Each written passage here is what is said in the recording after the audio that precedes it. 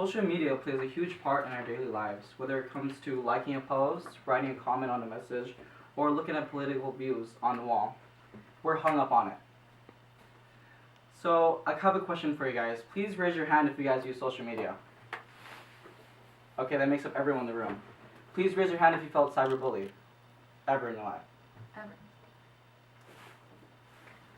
A fact in an article by Cyberbully Research Center titled Summary of the Cyberbullying in 2011 through 2014 stated that 80% of young adults use social media. So I believe that social media is causing a negative effect in our lives today. We're so easily influenced. We're sometimes attached to our phones, and we have to feel something. So we look to social media for that. We go on social media to find our purpose. So major factors in this purpose is what I'm going to talk about is cyberbullying and also the pressures of social media, which causes anxiety. So what is cyberbullying? According to an article by Richard Webster from the Harvard County Examiner called From Cyberbullying to Society, cyberbullying is a form of young adults' violence who can have lasting harm against others. So cyberbullying is spreading threats to others, maybe writing mean posts or writing on the comments, taking unflattering pictures of others which they have no conscience of, or maybe liking a negative post from a negative person.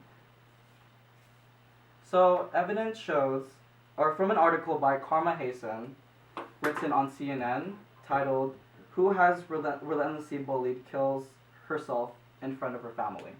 So this story states that a young lady named Brandy Vella, who was a senior in high school, was being cyberbullied from random students who made fake social media accounts just to make fun of her. They sent her threats and they also sent her mean messages. Because of that, she felt very insecure, especially because of her weight. She told her sister that she was going to take her life that night. Then her sister informed her parents, who were at her home at the time, and then tried to convince her to not kill herself. But by the time they got there, she shot herself in the head. So more on cyberbullying. Because of how easy it is to access social media, it makes it an easier platform to make anyone a victim of cyberbullying. Just like Brandy Vella. Not only is cyberbullying a major negative factor in our lives, we also feel anxiety and also pressure in our lives. An article states by Zagorski N, titled Using Social Media Linked with Depression and Anxiety Risk.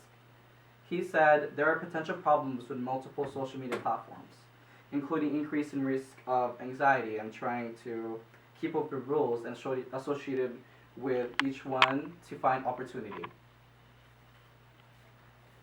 We're constantly pressured, and we try to keep up with what he's basically saying is that we're constantly pressured through social media, and we're trying to keep up with what's happening with the world. We're drawing into temptation, basically. So a story that's related to this is when a young Scottish teenager who attempted the ice bucket challenge.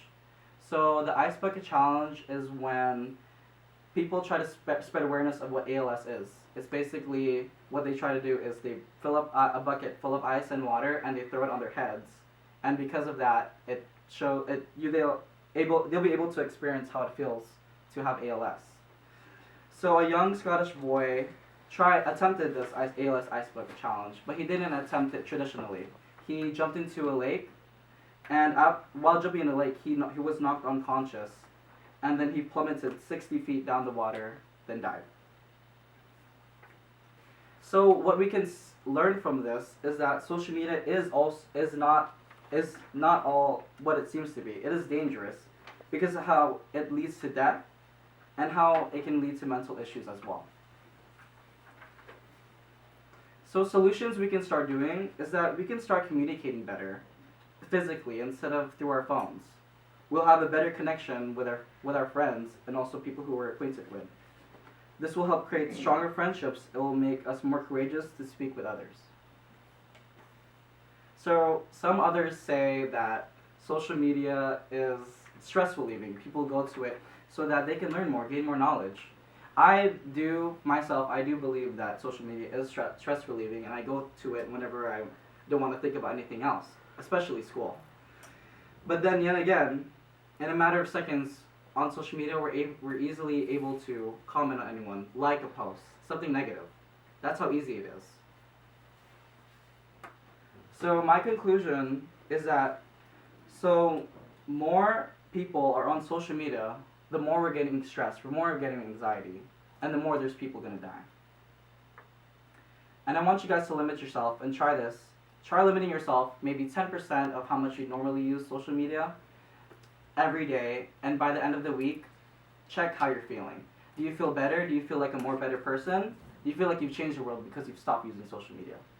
And that is my presentation. Thank you.